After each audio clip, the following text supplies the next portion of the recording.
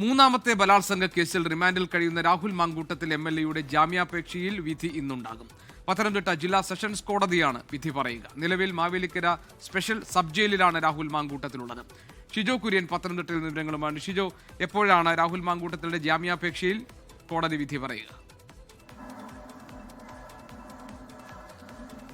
GK അല്പസമയത്തിനകം പത്തനംതിട്ട ജില്ലാ sessions കോടതിയുടെ കോടതി നടപടികൾ തുടങ്ങും. ജഡ്ജി എത്തിക്കഴിഞ്ഞാൽ ഉടൻ തന്നെയായിരിക്കും കോടതി രാഹുൽ മാങ്കൂട്ടത്തിൻ്റെ ജാമ്യ ഹർജിയിലടക്കമുള്ള മറ്റ് നടപടികളിലേക്ക് കടക്കുക. നമുക്ക് ഇപ്പോൾ ലഭിക്കുന്ന ഒരു വിവരമെന്ന് പറയുന്നത് രാഹുലിൻ്റെ ജാമ്യാപേക്ഷയിൽ ഇന്ന് വിധി ഉണ്ടാകില്ല എന്നുള്ള ചില സൂചനകൾ ചില കേന്ദ്രങ്ങളിൽ നിന്ന് ലഭിക്കുന്നുണ്ട്. പക്ഷേ അത് സംബന്ധിച്ചുകൊണ്ട് ഈ ഒരു ഘട്ടത്തിൽ സ്ഥിരീകരിക്കാവുന്ന ഒരു കാര്യമല്ല. ഒരുപക്ഷെ കൂടുതൽ വ്യക്തത ഒരുപക്ഷെ ജഡ്ജി ആവശ്യപ്പെട്ടേക്കും. അതിനുശേഷമായിരിക്കും ഒരുപക്ഷെ വിധി ഉണ്ടാവുക. കഴിഞ്ഞ ദിവസം വാദം പൂർത്തിയായിരുന്നു. മിനിഞ്ഞാന്നാണ് പ്രതിഭാഗത്തിൻ്റെയും പ്രോസിക്യൂഷൻ്റെയും രാഹുലിൻ്റെ ജാമ്യാപേക്ഷയിലുള്ള വാദം പൂർത്തിയായത്. അതിനുശേഷം ഇന്നത്തേക്ക് വിധി പറയാൻ വേണ്ടി പത്തനംതിട്ട ജില്ലാ സെഷൻസ് കോടതി ജഡ്ജി അത് മാറ്റിവെക്കുകയായിരുന്നു. ഒരുപക്ഷെ ജഡ്ജി ഈ കാര്യത്തിനകത്ത് ജാമ്യാപേക്ഷയിൽ കൂടുതൽ വ്യക്തത തേടാനുള്ള ഒരു സാധ്യത ഇന്നുണ്ട് എന്നുള്ള ചില വിവരങ്ങൾ കൂടി നമുക്ക് ലഭിക്കുന്നുണ്ട്. അങ്ങനെയെങ്കിൽ ഇന്ന് അതിനകത്ത് ഒരു വ്യക്തത തേടിയതിന് ശേഷമായിരിക്കും ഒരുപക്ഷെ വിധി പ്രസ്താവത്തിലേക്ക് പോവുക. നിലവിൽ മൂന്നാമത്തെ ബലാത്സംഗ പരാതിയിൽ അറസ്റ്റിലായ രാഹുൽ മാങ്കൂട്ടത്തിൽ നേരത്തെ തിരുവല്ല 1ാം ക്ലാസ് ജുഡീഷ്യൽ മജിസ്ട്രേറ്റ് കോടതിയിൽ ജാമ്യാപേക്ഷ സമർപ്പിച്ചിരുന്നെങ്കിലും തിരുവല്ല ജുഡീഷ്യൽ മജിസ്ട്രേറ്റ് കോടതി രാഹുലിന്റെ ജാമ്യാപേക്ഷ തള്ളുകയും റിമാൻഡിലേക്ക് വിടുകയുമായിരുന്നു. 14 ദിവസം റിമാൻഡ് ചെയ്യപ്പെട്ട രാഹുൽ നിലവിൽ മാവേലിക്കര സ്പെഷ്യൽ സബ് ജയിലിൽ തുടരുകയാണ്. ഇന്നിപ്പോൾ 14 ദിവസം തികയുകയാണ് രാഹുൽ മാങ്കൂട്ടത്തിൽ റിമാൻഡിലായിട്ട്.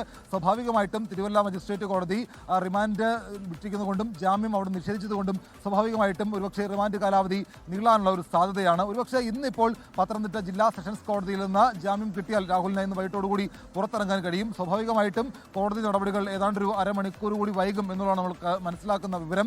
എന്തായാലും ആദ്യം മറ്റ് കേസുകൾ വിളിച്ചതിന് ശേഷമായിരിക്കും ഒരുപക്ഷെ രാഹുലിന്റെ ജാമ്യാപേക്ഷയിലുള്ള നടപടികളിലേക്ക് കോടതി കടക്കുക. സ്വാഭാവികമായിട്ടും തിരുവല്ലയിൽ പ്രോസിക്യൂഷൻ വാദിച്ചതുപോലെ തന്നെ രാഹുലിന് ജാമ്യം നൽകരുത് എന്നുള്ള വാദം തന്നെയായിരിക്കും പ്രോസിക്യൂഷൻ വാദിക്കുക. അതേസമയം പ്രോസിക്യൂഷൻ കഴിഞ്ഞ ദിവസം കോടതിയിൽ അറിയിച്ചൊരു കാര്യമുണ്ട്. തെളിവുകൾ പൂർണ്ണമായിട്ട് ശേഖരിച്ചിട്ടില്ല. ഇനിയും അന്വേഷണം നടത്തേണ്ടതായിട്ടുണ്ട്. പ്രാഥമിക ഘട്ടത്തിൽ മാത്രമാണ് അന്വേഷണം എത്തി നിൽക്കുന്നത്. രാഹുൽ ചോദ്യം ചെയ്യലുമായിട്ടോ അന്വേഷണമായിട്ടോ ഒരു തരത്തിലും സഹകരിക്കാത്ത സാഹചര്യമുണ്ടെന്നൊക്കെ കോടതിയെ ബോധ്യപ്പെടുത്തിയതാണ്. ആ ഒരു ഘട്ടത്തിൽ ജാമ്യം കൊടുത്താൽ അത് അന്വേഷണത്തെ പ്രതികൂലമായി ബാധിക്കും. ഒരു ജനപ്രതിനിധി ആയതുകൊണ്ട് തെളിവുകളടക്കം നശിപ്പിക്കാൻ സാധ്യതയുണ്ട് എന്നുള്ള കാര്യങ്ങൾ കൂടി പ്രോസിക്യൂഷൻ കഴിഞ്ഞ ദിവസം കോടതിയെ അറിയിച്ചതാണ്. അതേസമയം ബലാത്സംഗം കുറ്റം നിലനിൽക്കില്ല എന്നുള്ളതാണ് പ്രതിഭാഗം കോടതിയിൽ വാദിച്ചത്. അപ്പോൾ സ്വാഭാവികമായിട്ടും ഇതിനകത്ത് പരാതിക്കാരി അല്ലെങ്കിൽ അതിജീവിത പറയുന്ന പല കാര്യങ്ങളും കള്ളമാണ്, അതിജീവിതയാണ് മുറിയെടുത്ത വാദങ്ങളാണ് പ്രതിഭാഗം കോടതിയിൽ ഉന്നയിച്ചത്. അത്തരം വാദങ്ങളൊക്കെ പൂർത്തിയായതാണ്. ഇനിയിപ്പോൾ ജഡ്ജിക്ക് ഇതിനകത്ത് എന്തെങ്കിലും തരത്തിലുള്ള ഒരു ക്ലാരിഫിക്കേഷൻ വേണ്ടി വന്നാൽ മാത്രമായിരിക്കും ഒരുപക്ഷെ ഇന്നും വാദം തുടരുക. അതല്ല എങ്കിൽ രാഹുലിന്റെ ജാമ്യാപേക്ഷയിൽ ഇന്ന് വിധിയുണ്ടാകും. GK ഷിജോ കുര്യൻ ആണ് വിവരങ്ങൾ നൽകിയത് പത്തനംതിട്ടയിൽ നിന്ന്. ലോകത്തെവിടെയായാലും ഏത് സമയത്തും 24 വാർത്തകളും ഓഗ്മെന്റഡ് റിയാലിറ്റി പാക്കേജുകളും എക്സ്പ്ലെയിനറുകളും വിശദമായി കാണാൻ ഞങ്ങളുടെ യൂട്യൂബ് ചാനൽ നിങ്ങൾക്ക് സബ്സ്ക്രൈബ് ചെയ്യാം.